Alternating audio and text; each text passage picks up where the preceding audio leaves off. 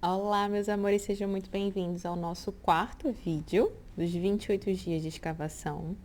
Meu nome é Laila Beatriz Andrade, aqui a gente aprende, ensina e compartilha o que há de melhor nessa vida, que é a gente poder acessar esses conhecimentos antigos de forma leve, numa plataforma de entretenimento, de forma completamente gratuita e também aberta para uma conversa, né? E eu te chamo para essa conversa, eu te chamo para esse movimento que a gente iniciou, inclusive lá na Rede Vizinha, mesmo user que aqui, se você quiser me seguir lá, @LailaBAndrade, em que a gente se viu um tanto quanto bloqueado, estagnado e até mesmo intoxicado nessa fonte interna, seja ela de criatividade, seja ela de pulsação afetiva nas nossas relações, seja ela de pulsação de trocas financeiras. A gente percebeu que esse fluxo emocional, afetivo e o fluxo financeiro, o fluxo de prosperidade e abundância material, estão intimamente envolvidos com a força criativa do nosso ser. E dentro da nossa pesquisa, da nossa conversa, eu resolvi trazer essa história da Princesa e do Sapo, em que desenha um pouco do processo de nos reconectar com essa fonte, de limpar essa fonte de padrões que não nos servem mais, né? Através da escavação que nós estamos fazendo aqui juntos. E do trabalho com a tal da armadura, né, que nos impede de realizar todo esse processo. E para que ela volte a não só fluir, mas como jorrar em prol da nossa vida, dos nossos projetos, dos nossos relacionamentos. E aqui a gente está no nosso quarto vídeo. Se você chegou aqui agora e quiser acompanhar desde o começo, vai lá no meu canal, tem uma playlist, tá? Dos 28 dias de escavação, você pode ver por ordem a sequência dos vídeos. Esse é o nosso quarto vídeo. É muito importante também eu te avisar que no final do sétimo vídeo eu vou fazer um workshop. Então, vou marcar com vocês uma data, que provavelmente vai ser ali na semana de lua minguante, os 28 dias diz respeito ao ciclo lunar que a gente está vivenciando, que iniciou ali com uma lua nova em Capricórnio, nada mais tiana do que isso. E vai se finalizar numa lua minguante, se eu não me engano, é uma lua minguante em Escorpião, mas eu vou confirmar, eu acredito que é. Cadê? Gente. Então, assim, workshop gratuito vai ser uma potência de transformação. Se eu fosse você, eu não perdia. E também já chamava as pessoas que você sente que se conectam com essa história e que estão na energia, né, dessa nossa trajetória. É sempre muito bom somar juntos na mesma intenção, e a nossa intenção aqui é de cura, de desbloqueio, mas principalmente de reconexão profunda com essa fonte dentro de nós, tá? Não esqueça de se inscrever, ativar o sininho, já deixar o teu like. Sinta-se muito convidado a comentar aqui embaixo, tá? Com o que você está percebendo desse processo na sua vida. Aqui é muito para você sentir também essa história, para você poder aplicar, tá? Mas se você também quiser compartilhar de uma forma mais íntima, vai lá na minha rede vizinha, me escreve nas DMs que eu leio tudo e, assim, sinto muita honra de você confiar em mim, a sua história, e sinto muito prazer também de poder, né, mesmo que de longe, ser ali uma luz, como o Mama Old na nossa história é. Meus queridos, a gente vai continuar então a nossa história que parou. Aonde que parou a nossa história? Parou nos dois lá embaixo, né? Nos dois sapinhos lá embaixo, no pântano, enquanto as duas camadas mais superficiais dessa personalidade, que é Charlotte e Lawrence, estão lá em cima, nos preparativos do casamento lá. Casamento que está cheio de pontas soltas, né? Por causa do esquema que foi feito ali pelo Shadow Man e que utilizou tanto o Lawrence quanto o Naveen como ferramentas na sua mão, né? E o negócio está correndo assim lá em cima. O filme ele acaba focando bastante no processo do pântano, porque, como eu falei para vocês, é a verdadeira vida. É a verdadeira função da linguagem mitológica, da linguagem mítica, da linguagem de contos de fadas, extrair símbolos, imagens, cenários do nosso inconsciente. Então é por isso que a maioria dos filmes, né, focam realmente naquele processo mais mítico, que é o processo do nosso inconsciente. E é isso que representa o pântano, tá? Em A Princesa e o Sapo. E lá, como eu falei para vocês, os dois estão juntos com um problema na mão, com uma questão para resolver na mão. E eles são tanto quanto diferentes, né? Claramente aparece essa diferença entre eles. E essa diferença com uma pitada de antipatia das duas partes, né? E isso é muito interessante da gente perceber em relacionamentos amorosos, mas também em projetos criativos, né? Em processos de trabalho mesmo, em que a gente tem aquele primeiro momento de Eros e depois a gente começa a perceber aquelas pequenas nuances, aqueles pequenos detalhes que ali quando a gente estava muito na pulsação de Eros, a gente, não, deixa, né, tá tudo bem, é um novo emprego, uma nova pessoa, mas depois aquilo começa a irritar, porque são justamente as nossas diferenças que são os convites para que nós possamos transcender os nossos preconceitos e também para que nós possamos exercitar essa coisa muito bonita que acontece em relacionamentos amorosos, que é o tal do espelhamento, né? Então, tudo aquilo que me irrita no outro, tudo aquilo que eu vejo no outro, existe em mim também. Então, é uma coisa muito interessante, assim, que existe principalmente em relacionamentos amorosos, mas por que não a gente falar, né, em tudo aquilo que começa de uma maneira em que a gente não tá vendo nada, que a gente não tá percebendo nada, logo depois a gente vai sim começar a ver, né? Isso em amizades também. Então, tem muitos exemplos assim que a gente, em grupos religiosos, em grupos de estudo, os inícios eles são muito carregados de Eros. E depois esse Eros ele vai se esvaziando pela própria constância, né? Pela própria troca de referência na qual o vínculo se estabelece. Quando são pessoas desconhecidas, é óbvio que o primeiro momento quem precisa ligar ali é Eros, né? Senão não vai haver ligação. Mas a manutenção, a constância, a persistência dessa conexão, ela se dá justamente porque Eros vai se transformando em amor. E dos momentos mais críticos de uma relação é quando as duas pessoas, né, ou então a empresa e o trabalhador, você e o seu amigo, vocês se encontram com um pântano um do outro, né? Com um pântano um do outro. E aí é muito interessante a gente perceber que a realidade do pântano existe sempre para as duas partes. Porque às vezes quando a gente olha as sombras do outro, a gente só olha do outro, esquece de olhar para a nossa. E é muito interessante porque quando a gente está em contato com a sombra do outro é porque a gente já está na nossa. Senão a gente estaria vendo a luz. Se a gente está vendo a sombra é porque a gente já está na nossa sombra. E aí é muito interessante, eu convido vocês até encarar isso com uma certa leveza, porque nós tendemos a ser um tanto quanto críticos e severos na nossa forma de categorizar, na nossa forma de catalogar os defeitos das outras pessoas, né? E eu sinto que nós perdemos um pouco a mão nesse sentido, porque... E aí é óbvio que isso é uma demonstração dos nossos próprios processos, né? Mas também sinto que é um padrão de como a gente se comunica com a parte que não é tão bonitinha do outro, tá? A nossa tendência é realmente criar ali um monstro. A nossa tendência porque como é que a gente cria um monstro? Pela nossa percepção. É muito diferente você ver... E não é que não exista monstros, tá? Existem. Principalmente nesse cenário do pântano, existem monstros. Eu não tô falando aqui pra gente mascarar, porque não é momento de mascarar nada. Mas é a forma como a gente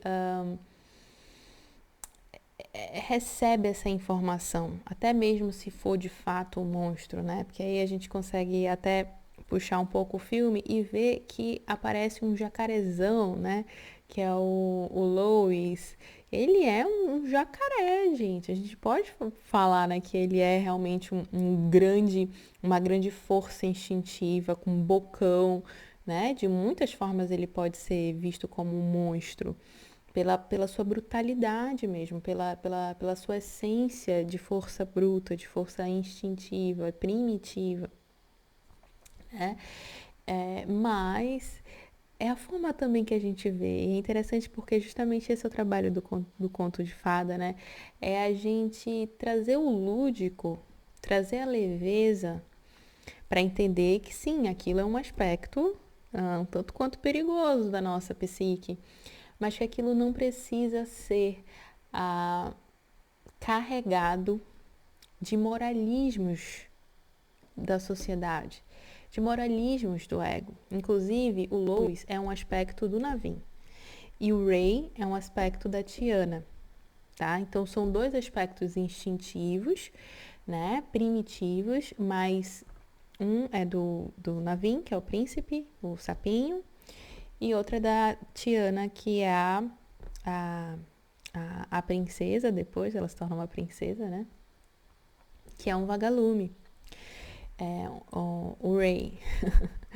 E aí, o contexto das sombras, quando a gente vive isso numa relação, quando a gente vivencia a nossa própria, quando a gente olha para o outro e vê a dele, só pode se manter em pé, digamos assim, para que a gente possa analisar.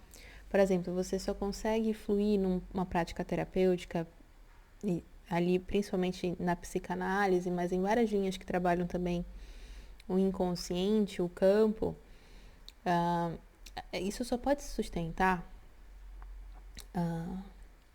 essa escavação, só pode se sustentar quando você dá um passo para trás nas suas razões, que muitas vezes são razões tiradas do que a sociedade fala que é certo e errado, ou do que o seu ego, que é pior ainda, porque o ego é tão limitado, gente, muito limitado mesmo, assim, no nível de percepção, principalmente quando vai para esse lugar de querer dominar algo, né? Querer dominar e trazer uma verdade absoluta. Gera muita cegueira, gera muita ignorância. Mas quantos de nós, né? E o quanto de nós agora, eu, você, não está tomado por isso. E por isso, nunca vai haver um processo de transformação nas sombras, porque se eu não baixo a minha guarda, se eu não deixo o universo me tocar com a sua mão de cura, o que a gente vai? A gente vai permanecer no padrão lá da superfície, que é aquele padrão que a Charlotte está vivendo com Lawrence, e vai continuar rodando atrás do próprio rabo, culpando. E isso, meus amores, é a realidade de muitas pessoas, e foi a minha realidade até eu resolver, né, baixar minha guarda e falar, não, pera lá, se isso está acontecendo, se isso é um padrão, então talvez eu não esteja enxergando aqui o que é necessário de ser enxergado, como é que é o negócio, deixa eu ver melhor, será que eu posso realmente encher a minha boca para falar isso do outro? Será que eu estou vendo tudo? E aí é claro que a gente não está vendo tudo. E aí eu convido vocês tem alguns filmes muito interessantes sobre essa coisa de não ver tudo, que normalmente envolvem justiça. E aí eu já falei pra vocês, né? Eu sou advogada de formação. Nossa, vai fazer quase 10 anos que eu me formei. 7 anos já. E a gente vê, né, alguns filmes relacionados à justiça e sempre foram esses filmes que fizeram, por exemplo, escolher a minha especialização, que foi... Não, eu não fiz especialização em faculdade, tá? Eu fiz vários cursos, assim, separados. Até porque eu não tinha mais paciência nenhuma pra entrar numa faculdade. Deus o livre. Eu não funciono assim, mas respeito quem funciona. Tenho até amigos que são. Que é resolução alternativa de conflito, comunicação não violenta. Por exemplo, A Espera de um Milagre, que é a gente passa o filme todo achando que o prisioneiro ele é isso e aquilo, e depois mostra a história, né? É de matar, é assim, o coração, é de quebrar o coração, porque a gente vê que tudo tem um contexto. E muitas vezes os vilões, acho que a cabana mostra um pouco isso, né? O contexto ali de um abusador, né? Entre Cordeiros e Leões também é um filme que mostra o contexto. Tem uma série na Globoplay, A Vítima. Mostra também esse contexto. É interessante porque todos estão dentro da sensação de justiça. Então, por isso que se você vivencia muito a sensação de ter sofrido um abuso, ter sido injustiçado, ter sido, né, de alguma forma ali traído, né? Normalmente isso pega nesse ponto, né? Isso não é justo. Tanto que a gente pega e fala assim, mas o outro vai colher o que ele plantou. Babando de ódio, né? Babando de ódio. Meus amores, sinto te falar, mas essa baba aí, que é o veneno da vingança, do ódio, da raiva, você tá tomando ela. Porque o universo, ele sabe de todos os contextos. E não cabe a nós absolver e nem julgar ninguém. Não cabe a nós falar, eu te perdoo. Porque até nisso nós somos limitados. Até nisso nós somos limitados. Nós não temos essa dimensão de perdoar ninguém. Quem está comandando esse jogo, e eu nem sei porque eu estou falando isso, mas veio para eu falar, tá?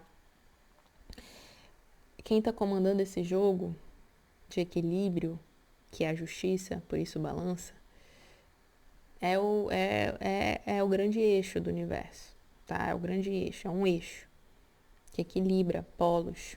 Não é você, um ego desse tamanho, limitado, em evolução ainda, tá? Então é muito importante a gente se render, porque só assim a gente consegue olhar para as nossas próprias sombras e evoluir e se curar e deixar as do outro em paz. Se forem sombras muito pesadas, muito densas, que você não aguenta, que tocam ali, poxa, Lana, mas ele tem tal vício, mas tudo certo, você não é obrigado a nada. E você precisa entender que aquilo é um aspecto do outro, não vai mudar. Tá? Não vai mudar.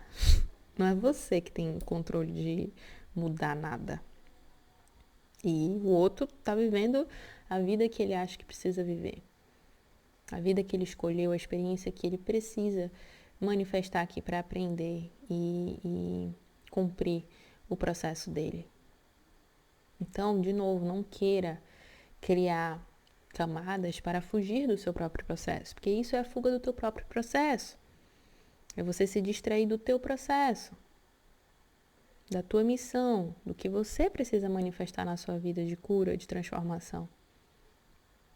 Eu acredito que eu estou falando isso porque quando os dois estão ali no pântano e eles percebem essas diferenças, que no caso é a sombra um do outro, de um lado, né, a Tiana acredita que o Navin, ele é um encostado, um irresponsável, e de outro, Navin acredita que Tiana é um ser rígido, um ser não sofisticado, a bichinha tão dura que não consegue nem andar, não relaxa, né? E olha só a carga. A gente consegue perceber a carga de julgamentos aqui entre os dois. E a gente vê essa carga na comunicação deles. Que foi a deixa que eu deixei vocês no vídeo anterior. A comunicação verdadeira, ela só pode existir principalmente nessa fase, né? Que as máscaras já caíram, a gente sabe que ninguém é alecrim dourado, e tem aquele negócio ali do outro, tem aquele outro negócio ali daquela outra, né? A comunicação, de fato, ela só pode existir longe desse moralismo, dessas culpas, como eu falei pra vocês, né? Principalmente. E mais do que isso, tá? Mais do que isso. é sustentando o que você vê no outro, sabendo discernir o que é seu. Um exemplo. Antes de dar um exemplo, vou só dar o terceiro passo aqui. Sustentando o que você vê no outro, sabendo discernir o que é seu e comunicando com vulnerabilidade o que você sente. Ponto. Ponto. Vou dar o exemplo. Vamos lá. Digamos que esse diálogo não existiu, tá? Entre eles, mas poderia ter existido. Eu acredito que ajudaria. Digamos que Tiana estava se sentindo extremamente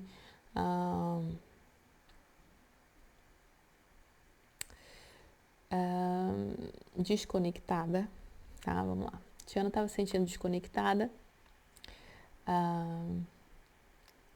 do que um dia representou uma segurança muito grande para ela, que foi o controle dela sobre o próprio corpo, foi ela fazer acontecer, agora ela estava em outro corpo, ela não ela tentava fazer as mesmas coisas, mas as mesmas coisas não era por ali.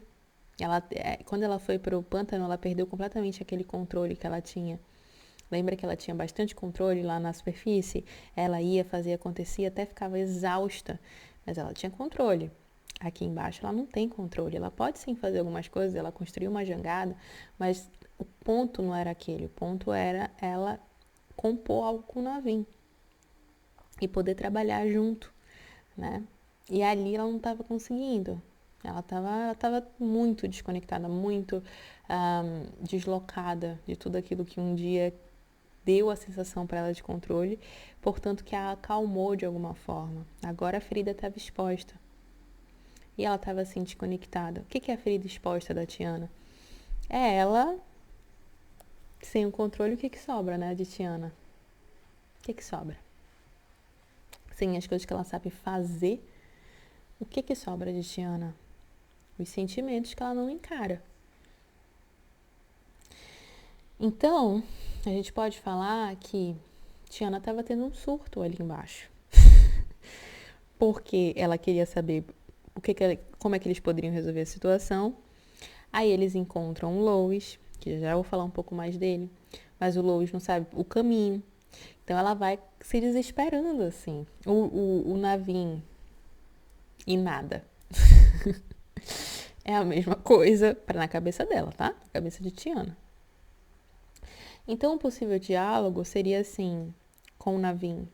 Ao invés dela chegar e falar, cara, você é um encostado, né? Porque ela basicamente fala isso nas musiquinhas, assim. Ela fala, mano, esse ser é um encostado, ele só quer as coisas de mão beijada, né? Só quer as coisas fáceis, ele não quer colocar o trabalho, blá, blá, blá. Entende que isso tudo é uma linguagem de muita culpabilização. Eles colocam ali numa musiquinha e tal, mas ainda assim, né? E é interessante porque o Navin reafirma isso. Ele fala, o que eu quero realmente é essa boa vida, mas aí eu vou ter que abdicar dessa boa vida, né? E é interessante que ele mostra mesmo, ele não tá nem aí, ele não se reconhece de novo, né? E essa é a ferida dele. Uma das formas dela seria falar, eu tô num ambiente muito desconfortável aqui.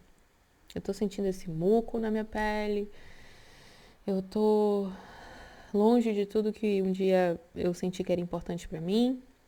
Meu sonho foi por águas abaixo. Tô no fundo do poço, tô no fundo do pântano. Então eu realmente tô me sentindo aqui desconectada da minha força. E quando você, sei lá, você não se empenha para achar o caminho certo, para achar lá a Mama Old que vai ajudar a gente, isso piora. Isso é uma forma de comunicar em que eu não tô falando pro outro assim, você é responsável pelo meu surto. Eu tô falando assim, eu sei que eu tô surtando, esse sentimento é meu. E eu fico ainda mais engatilhada quando você faz isso. Porque é real.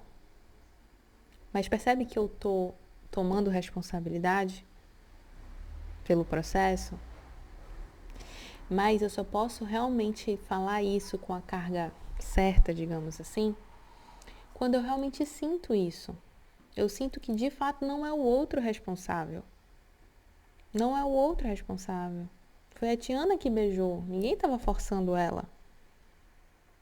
Foi uma operação também ali do destino, esses dois se juntarem. Então é por isso que é tão difícil a gente acabar entrando num estado de aceitação com as sombras do outro e com a nossa. Porque requer todo um trabalho, todo um empenho de discernimento. O que é do outro, o que é meu. Mas aí também quando o outro faz isso, o que é que aumenta em mim? O que é que diminui em mim? E isso é meu. Mas sim, tem influência externa. Então aí nessa influência talvez eu possa comunicar, possa fazer um check-in de realidade. O Navim poderia ser assim. Vamos lá, vamos olhar pro Navim. O Navim, ele, tudo que um dia ele considerou valioso também, que no caso era a beleza dele, era o porte dele, era a elegância dele, era o acesso dele a boas coisas da vida, né? Tudo que um dia ele considerou ali interessante de ser mantido, ele caiu num golpe e acabou. Acabou. E por mais que ele não pareça, né? E aí isso é muito interessante da gente ver no masculino, tá? Porque o masculino, ele não é... Primeiro que ele não é feito para sentir sentimentos profundos, para permitir que haja vibração no corpo de sentimentos profundos. O masculino é mais voltado para a vitalidade física, para a virilidade. Isso eles sentem muita pulsação desde sempre, diferentemente das mulheres, né? E aí, na verdade, é diferente do feminino. E aí, porque a gente também não tá falando só de corpo, a gente tá falando de força psíquica, tá? E aí o feminino, e aí o masculino não sente com muita profundidade, e é justamente o contrário, porque o feminino sente muita profundidade de sensações, sentimentos, emoções, enquanto a virilidade, ela precisa ser estimulada de forma diferente, né? Então, o masculino, mas também tem uma outra camada, é uma camada opressora, aquela coisa de homem não chora, homem não sente, homem, né, tem que carregar aquele peso, que é justamente o peso que o Lawrence carrega, a sobrecarga que o Lawrence carrega. Lembrando que é uma das facetas do masculino, desse nosso masculino que a gente está trabalhando. E aí a gente vê isso no Navin, né? A gente vê que por fora parece que ele tá, até como um sapinho, né? Parece que ele tá bem, mas a gente começa a perceber que ele tá tendo dificuldade, ele tá resistindo a se aprofundar na dor dele. E isso é um sintoma de desespero. Quando o masculino ele começa a querer fugir muito, né? Tipo, ele tá toda hora ali, né? Querendo sair, querendo deitar, querendo tocar o ukulele dele, sendo que eles têm uma missão a cumprir. Isso quer dizer que ele também está em desespero. E, e ele nesse processo de procurar de escapismo, né? Ele tem muito processo de escapismo, Navin. Quando a Tiana coloca uma forçação de barra, né? Que às vezes nem é forçação de barra, ela realmente tá querendo resolver, ela tá focada, mas também é um pouquinho de forçação de barra, convenhamos. Ele se desespera mais ainda. E isso cria mais, como é que eu posso falar? Como é que é, gente, a palavra? Isso repele ele ainda mais. Percebe que ele fica ainda mais repelido a ela, né? Então, uma forma que ele poderia comunicar isso para ela, né, de uma forma não violenta, seria: olha, toda a minha vida eu nunca precisei fazer nada, eu podia fazer o que eu queria, e isso me levou há uma crise. Meus pais não querem mais me ajudar, eu não sei mais como é que eu vou fazer. Eu vim pra cá, sabe-se lá Deus como cheguei, levei um golpe, tá tudo desmoronando também. Eu sinto que eu preciso encarar uma situação aqui, né? Mas eu não consigo encarar. Tô aqui nesse pântano contigo, já tô aqui, não é como se eu tivesse também planejado nada. Pelo contrário, tá tudo fora também do meu controle. E eu não. E ele tem uma dor também muito profunda, que é a dor de não ser suficiente. Tanto que depois, num certo momento, que eu já vou falar pra vocês, quando ela vai fazer o jumble dela, que é a comida lá, que ela tem especialidade, ela pede pra ele ajudar, pra ele cortar os cogumelos e ele acha que ele não consegue. Então ele tem uma crença muito forte na insuficiência dele. Então ele poderia falar, né? Ele poderia falar, e isso daí tem uma coisa que eu sei que eu preciso ver, que é essa dor dele, mas eu não quero ver, eu tô com medo, tô com muito medo, tô desesperada. E aí, minha querida, quando você fala que eu tenho que alguma coisa, meu amor, isso piora.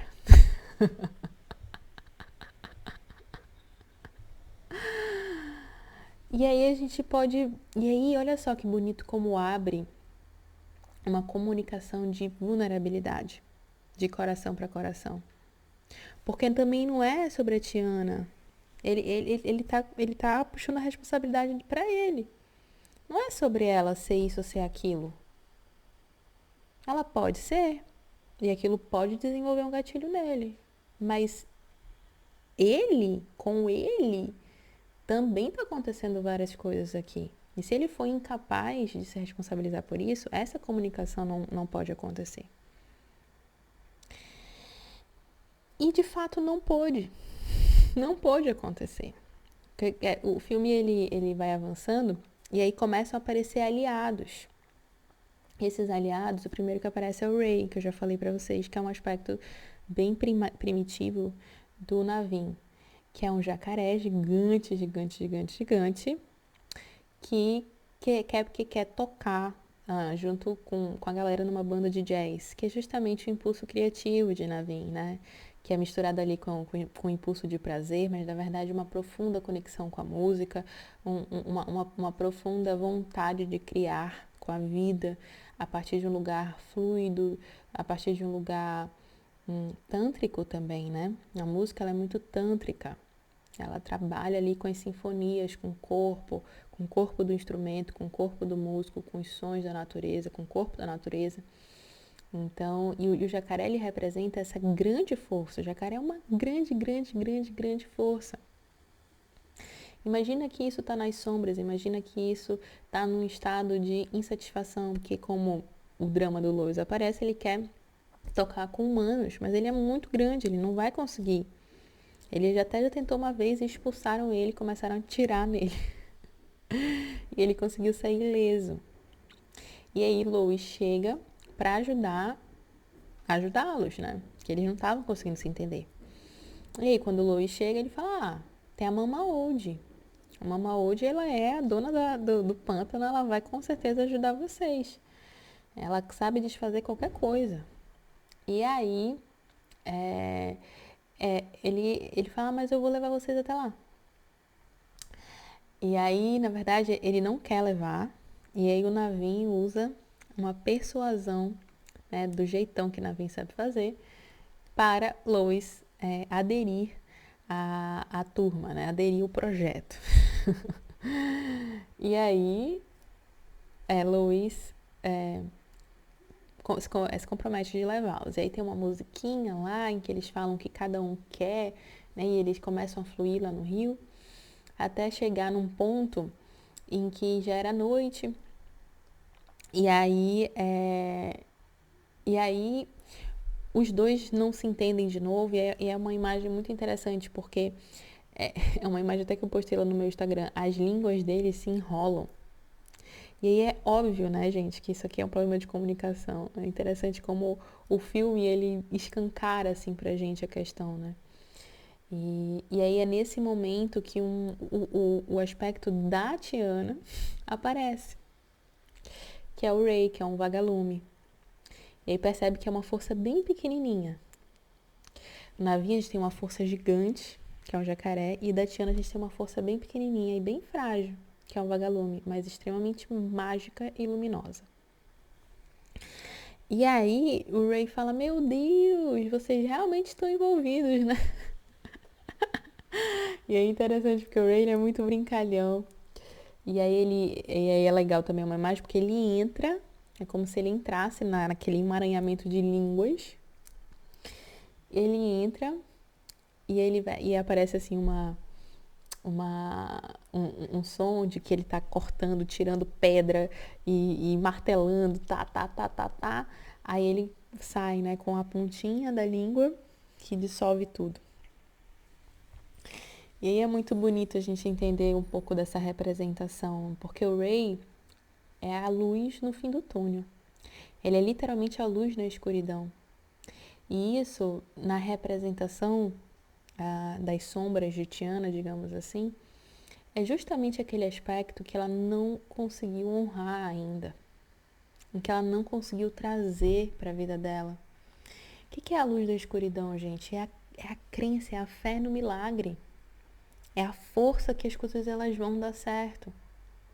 Tiana, ela faz por onde, mas ela não confia. Ela simplesmente não confia que as coisas vão dar certo para ela. Ela ainda está muito atrelada à dor, do luto, da perda, do preconceito, da situação que ela vive, né, socioeconômica. Ela enxerga tudo isso e isso pesa. Então é como se ela conseguisse realmente quase chegar lá, mas falta isso. Ela não recebe ajuda, ela não é uma pessoa receptiva para receber ajuda, digamos assim. E a ajuda realmente do transcendental. É a ajuda do místico. O vagalume, ele é muito místico. O vagalume é aquele que ativa a magia. E no caso do Ray, essa magia está muito voltada para o amor. Né? Porque ele é um mosquito apaixonado por quem? Pela Evangeline, que é quem? A nossa estrela dos desejos.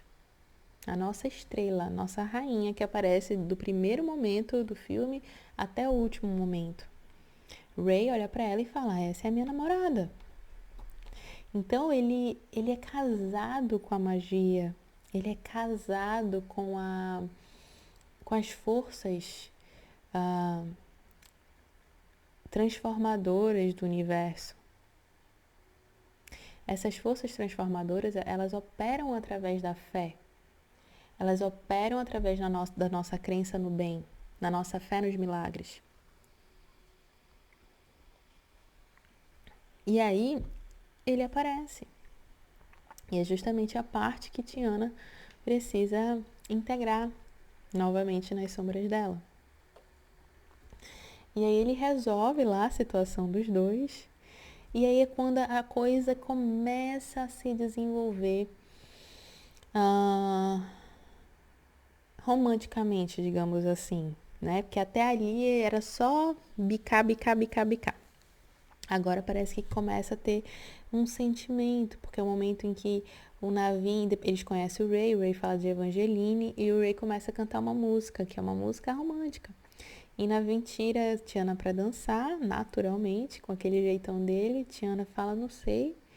E ele fala, vem. E aí eles trocam alguma coisa ali, e aí como rola a coisa, né? Rola o fluxo. Olha só o fluxo rolando. Quando tudo, olha só onde o fluxo começa a falar oi. É só nesse momento, é só quando o corpo dos dois ali sentem alguma coisa.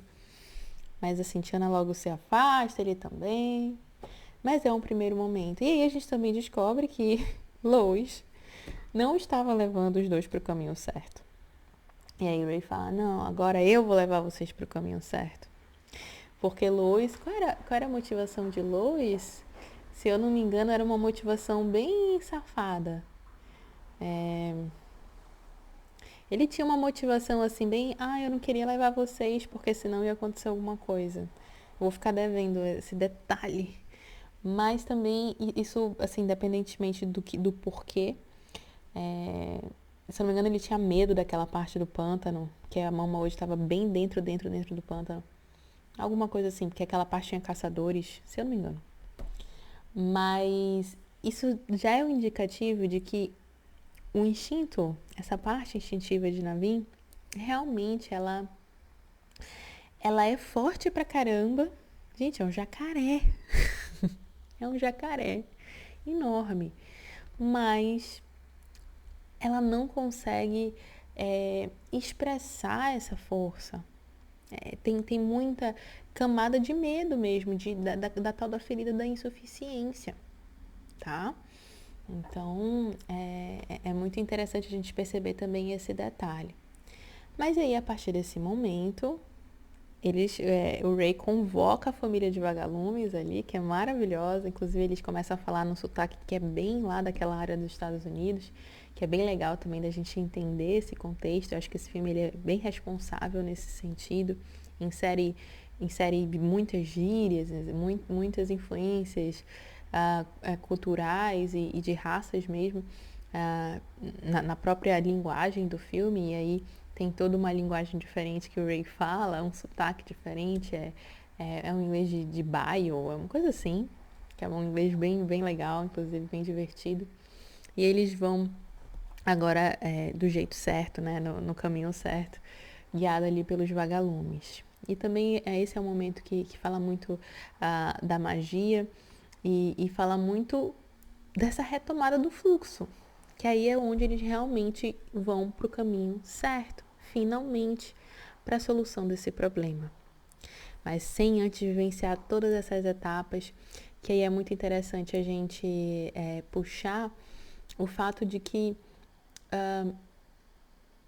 independentemente do que possa estar sendo expresso na nossa vida mais cotidiana, né? É muito importante a gente perceber quando há é como se fosse acender realmente uma luz, assim, é onde a gente sente entusiasmo por um caminho, é onde a gente se sente animado por um caminho, é onde a gente sente que algo pode ser desenvolvido. É como se esse é o gostinho que eu quero que vocês preservem, digamos assim, da indicação de que nós voltamos para o fluxo. E não importa se a gente precisa resolver um monte de coisa. Mas a gente já voltou. E essa retomada, ela só pode acontecer mesmo nesse ambiente da natureza. E ela só pode acontecer quando a gente invoca e convoca esses aliados que estão só lá na floresta. Tanto o Lois, que apesar dos pesares, ele é um querido, ele é um jacaré, ele é uma força ali que precisa estar presente, quanto do Ray, que é de fato essa luz na escuridão, nos processos.